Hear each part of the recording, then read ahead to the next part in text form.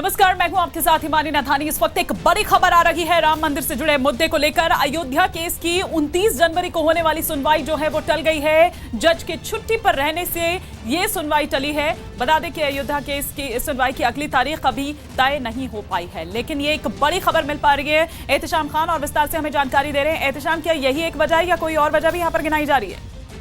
नहीं, कोर्ट की तरफ से आज ये जारी किया गया है स्टेटमेंट, जिसमें ये लिखा है कि जस्टिस एस.ए. बोबडे उस दिन मंगलवार को जब ये सुनवाई होनी थी उस दिन वो नहीं है, यानी कि वो छुट्टी पर है, इसलिए कॉन्स्टिट्यूशन बेंच जो है उस दिन नहीं बैठेगी। तो वो जो सुनवाई होनी थी मंगलवार को अब नहीं हो पाएगी। अगली तारीख के बारे में अभी कुछ बताया नहीं गया है। अब हो सकता है कि अगले हफ्ते इसकी सुनवाई हो या फिर इसी हफ्ते किसी दिन लगा दें, लेकिन अभी फिलहाल मंगलवार को जो सबकी नजरें टिकी हुई थी कि कुछ रूपरेखा एक तय हो जाएगी या पता चल जाएगा कि कब कैसे सुनवाई होगी, लेकिन अब थोड़ा इंतजार और करना पड़ेगा। मंगलवार को होने वाली सुनवाई टल गई।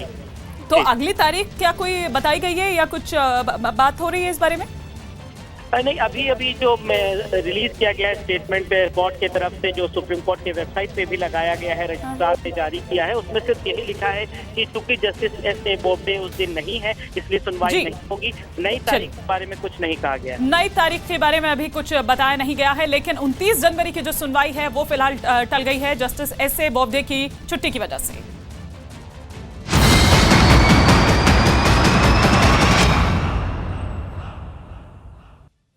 सोनू पंजाबन, इस नाम को ना तो किसी पहचान की जरूरत है और ना ही किसी तारुफ की।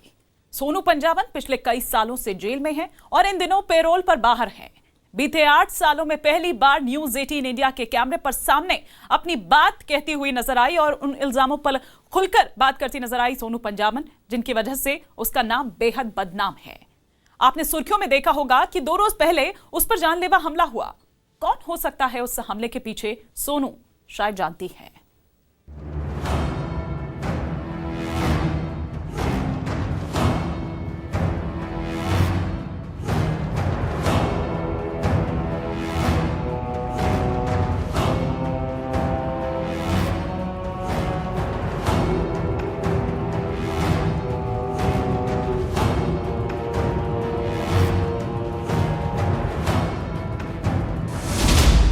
बदनाम सोनू पंजाबन का सनसनीखेज दावा। माइंड में रहता है कि मैं अंदर से भी देह व्यापार चलाती रहूंगी। क्या इतना क्या वहाँ पर क्या गलत काम चलता है? जान से मारने की मिली थी उसे धमकी। इसके ड्राइवर ने मुझे 4-5 दिन पहले धमकी दी बहुत ज्यादा कि मैं कहा नहीं, मैं जो कर सकता है कर लो, मैं धमकी मुझे कोई मतलब नहीं है, मैं इस बारी तुम्हारी गवाही दूंगी। बेटे के नाम पर धमकाने की कोशिश। इसने इतनी बुरी तरह से अपने मर्डर किया था। मैं एक ही मेरा बेटा, अगर उसको भी कुछ हो गया तो मैं क्या करूंगी? सोनू पंजाबन के पुलिस पर संगीन इल्जाम। उस लड़की ने मेरे पर आरोप लगाया है कि भाई मैंने उससे गलत काम करवाया जबकि मैं जेल में थी। ये सिर्फ पुलिस वालों की मोकोका में मेरे को जज साहब ने बरी कर दिया। सोनू पंजाबन, इस चेहरे को तारुफ की जरूरत नहीं, बस इतना जरूर कहा जा सकता है कि यह नाम अपनी बदनामी की वजह से ही सुर्खियों में रहता है।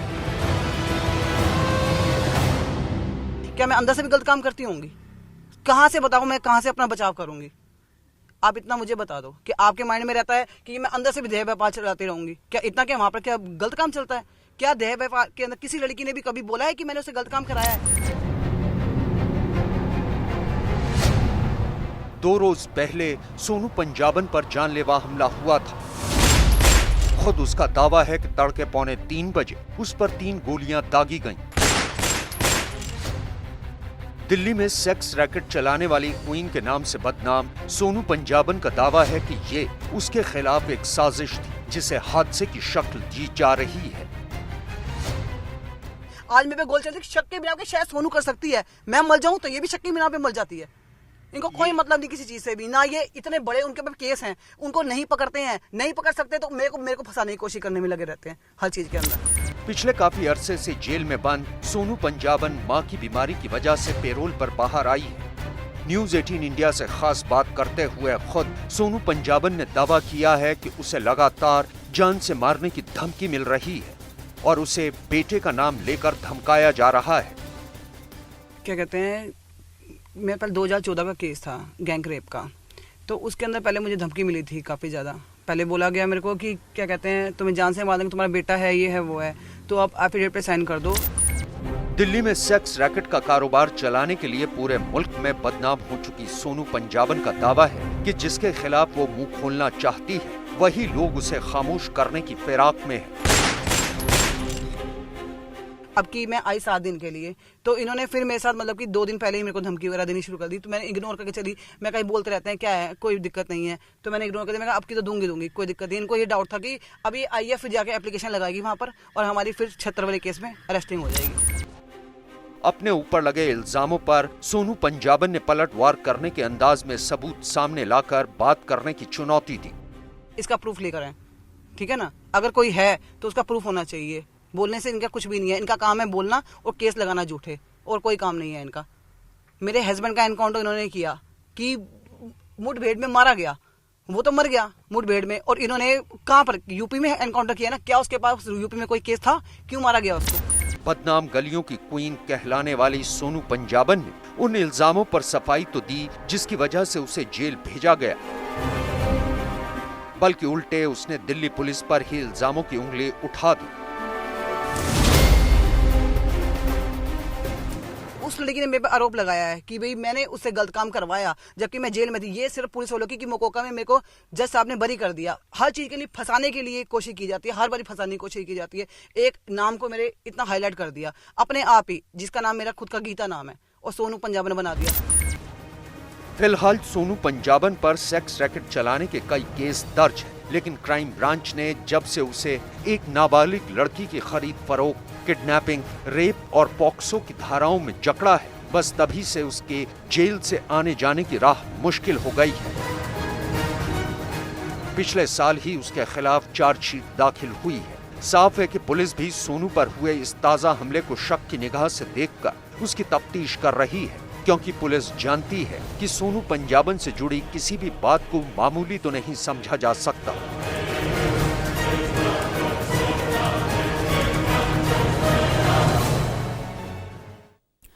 इतना सब कुछ जानने के बाद अब आपकी दिलचस्पी ये जानने के लिए बढ़ गई होगी कि आखिर सोनू पंजाबन वाकई में है कौन? क्या इसका असली नाम यही है? कैसे सोनू पंजाबन दिल्ली ही नहीं बल्कि देश का सबसे बड़ा सेक्स रैकेट चलाने लगी, और यहां तक पहुंचने में उसकी जिंदगी ने कितनी करवटें ली? ये सब कुछ अब आपकी टीवी स्क्रीन पर आने जा रहा है।